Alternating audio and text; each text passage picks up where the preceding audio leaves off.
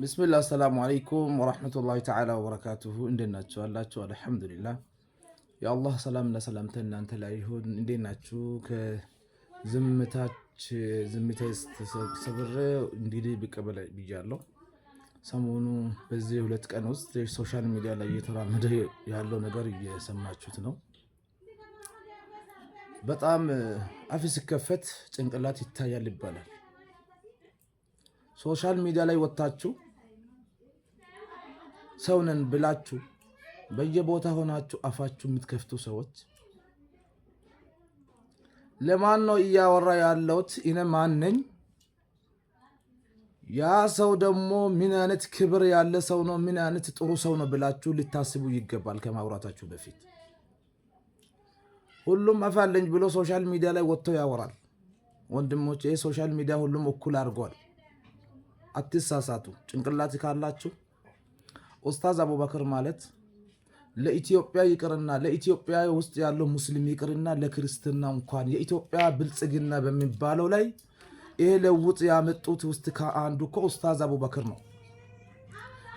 ኢትዮጵያ ሆና ብልጽግናውን እንዲሄድ በሁለቱም እግር ተራምዶ እንዲሄድ ድምጻችን ይሰማ ከምለው ጀምሮ ለኢትዮጵያ ጠቅላላ ለሁሉም ህዝብ ብሎ ታስሮ በሐቅና ሐቅ የቆመ ሰው ኡስታዝ አቡበክር ነው። አንደኛ ኡስታዝ አቡበክር ምንም የሚሸውደው ነገር የለም። ምንም ነገር ስለማይፈልግ እውነታና እውነታ ማህበሩ አውጥቶ የሰጠው መግለጫ ነው ያስተላለፈው፣ ፔጁ ላይ የለቀቀው። ሁላችሁም ወጣችሁ ወርቅነህ ገበያው የሚባል ሰው ከዚህ በፊትም ፋኖ ደጋፊ ነው። ለነሸነም እነ ጃልማሮ ላይ ይደግፋል። ይሄ ግልጽና ግልጽ ነው። ኢትዮጵያን ዘርፎ ሄዶ ውጭ ሀገር ሸሽቶ የሚኖር ዜጋ ሶሻል ሚዲያ ላይ አምጥቶ ብር 15 ሚሊዮን 5 ሚሊዮን ለመኪና ብሎ ስለተናገረ ያም በራሱ አፍ አይደለም የተናገረው፣ በውክልና ነው፣ በወጣቶቹ በኩል ነው ያወራው። ስለዚህ ወንድሞች ልብ ልትሉ ይገባል።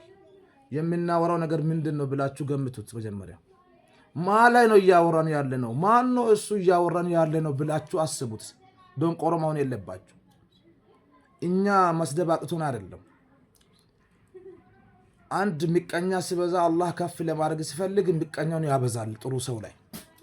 ስለዚህ አዳሜ ሁሉ ሶሻል ሚዲያ ላይ ወጣችሁ የምትለፈልፉ ሰዎች ወዮላችሁ።